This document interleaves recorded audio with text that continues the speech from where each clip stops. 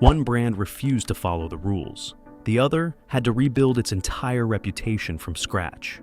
How did Citroën turn bizarre ideas into icons? And how did Škoda go from punchline to respected brand?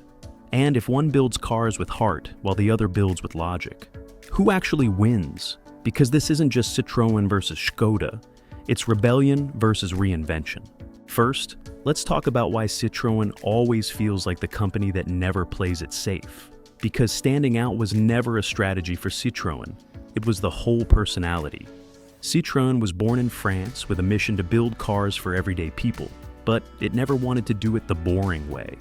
While other automakers often played it safe, Citroën had this habit of walking into meetings and asking, "What if we tried something nobody else is doing?" That mindset created some of the most unusual and memorable cars on the road. The company became obsessed with comfort, ride quality, clever packaging, and aerodynamic designs long before those things became trends. Sometimes it worked brilliantly, sometimes it confused people, but Citroën owners loved that rebellious personality. But then there's Škoda, and its story takes a completely different turn.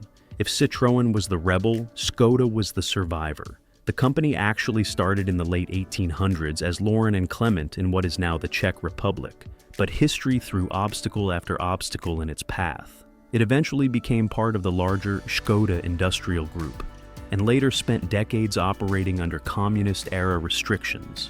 During that period, innovation slowed, choices were limited, and in much of Western Europe, Škoda developed a reputation for outdated cars and weak prestige. Meanwhile, while most automakers were trying to change what people saw, Citroën was busy changing something people could feel, and it was hiding underneath the car. Meet hydropneumatic suspension, one of the coolest and strangest engineering ideas ever put into a production car. Starting in the 1950s and becoming legendary with the DS, Citroën created a suspension system that made cars feel like they were floating above the road. People didn't describe the ride as smooth. They described it like a magic carpet. While other automakers focused on making cars feel firmer and sportier, Citroën went in the opposite direction. Their mission was isolation, comfort, and effortless cruising. But if you really want to understand Citroën, two cars tell the whole story. First, there was the DS, a car that looked like it had accidentally time-traveled from the future. Then, at the complete opposite end of the spectrum, sat the 2CV, a simple, affordable car built around pure practicality. And somehow, that simplicity became genius. It was honest transportation with personality, and it felt unmistakably French, because ordinary cars usually fade into history. Citroën rarely built ordinary cars.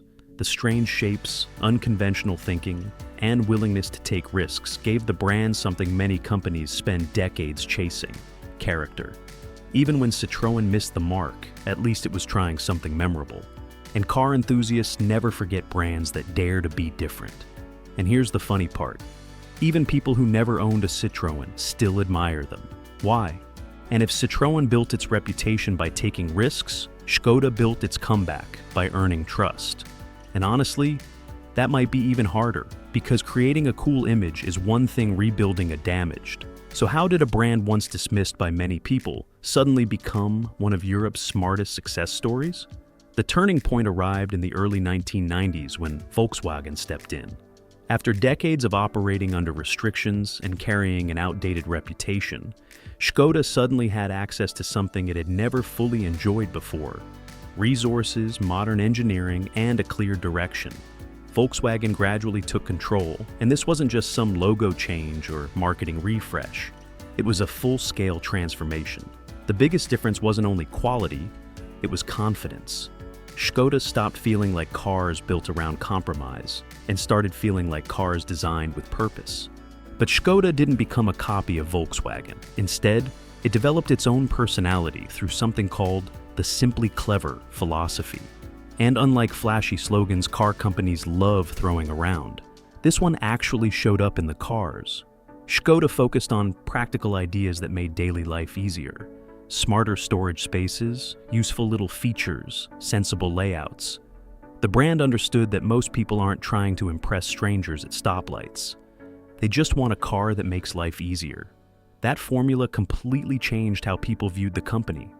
Cars like the Octavia and Superb didn't scream for attention or beg to be noticed. Instead, they quietly built a reputation around reliability, value, and practicality. And that leads to the biggest difference between Citroën and Škoda. It's not really about engines or technology, it's personality. Citroën designs cars with emotion first. The styling can be weird, bold, and sometimes beautifully strange.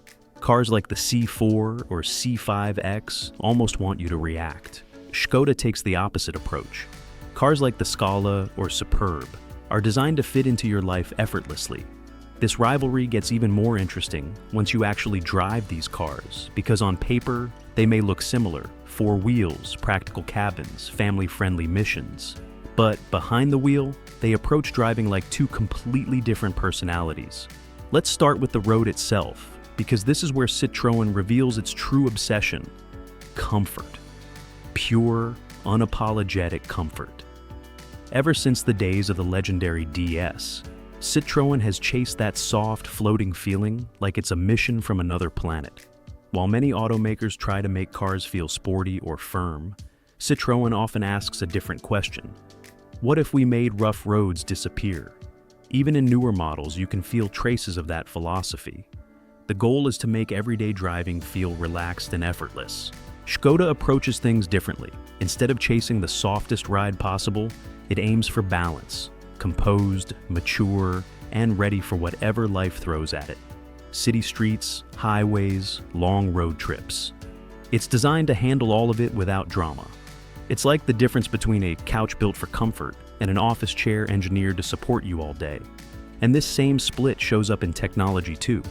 Citroën has often been the automotive experimenter, the company willing to test unusual ideas and see what sticks. Sometimes that creates unforgettable cars. Sometimes, well, let's just say it creates stories. Škoda, meanwhile, plays a different game. It takes proven technology, refines it, and focuses on making it work flawlessly in the real world. That approach may not sound exciting, but it builds trust over time. And Citroën's reputation? It has always been complicated, but in a strangely lovable way. Car enthusiasts have admired Citroën for decades because it never seemed interested in following the crowd. The brand built a reputation around originality, comfort, and unusual ideas. But there was a trade-off. Sometimes that willingness to experiment also brought complexity, reliability concerns, and a few questionable decisions along the way. Cars like the legendary DS became icons and changed how people thought about comfort and design. The unusual 2CV earned a cult following by turning simplicity into genius. But then, there were models like the XM, or even some later C5 generations that gained a reputation for being a little more complicated than owners expected. Škoda's journey took the exact opposite route. Because there was a time when the brand was the punchline of car jokes, especially among people who remembered its rougher years.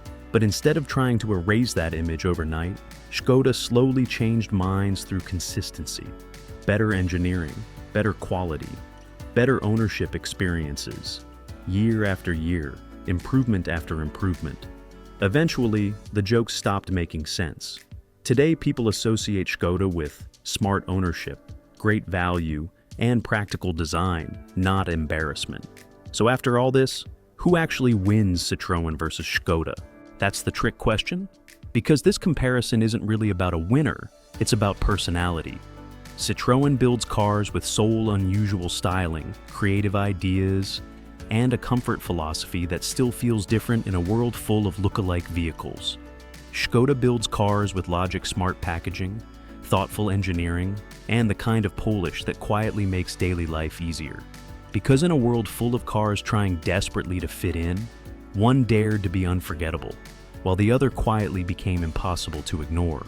So, who wins for you? Citroën's personality or Škoda's practicality? Drop your pick in the comments. And if you're a real human and not a suspiciously well-disguised parking sensor, hit subscribe and leave a like. Now you've got 2 roads ahead. Watch our video on the secret Citroën functions only, known by 1% of drivers. Or check out the video YouTube picked specifically for you. One of them knows your taste scary well.